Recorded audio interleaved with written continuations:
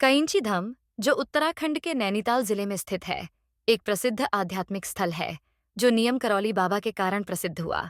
यह धाम भक्तों के बीच एक दिव्य स्थान माना जाता है, जहां हर साल हजारों श्रद्धालु आते हैं।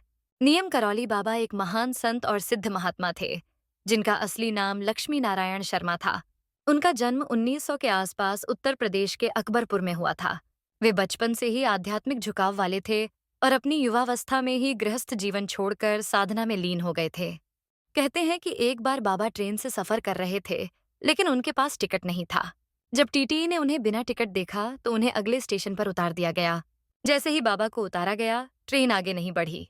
जब गार्ड और ड्राइवर ने बहुत कोशिश की लेकिन ट्रेन नहीं चली, तो किसी ने सुझाव दिया कि बाबा को फिर से चढ़ाने पर शायद ट्रेन चल पड़े। जैसे ही बाबा को वापस ट्रेन में चढ़ाया गया, ट्रेन तुरंत चलने लगी। इस चमत्कार के बाद रेलवे अधिकारियों ने बाबा से क्षमा मांगी और उन्हें सम्मान सहित यात्रा करने दिया। यह घटना नियम करौली गांव के पास हुई थी, इसलिए लोग उन्हें नियम करौली बाबा कहने लगे। 1960 के दशक में नियम करौली बाबा ने नैनीताल के पास कैंची धाम की स्थापना की। यह स्थान दो पहाड़ियों के बीच स्थित है, जो कैंची सिजर्स के आकार का दिखता है, इसलिए इसे कैंची धाम कहा जाता है। बाबा ने इस आश्रम को एक शक्ति स्थल के रूप में विकसित किया, जहां हनुमान जी की विशेष कृपा मानी जाती है। यहाँ भक्तों को असीम शांति और आध्यात्मिक ऊर्जा का अनुभव होता है।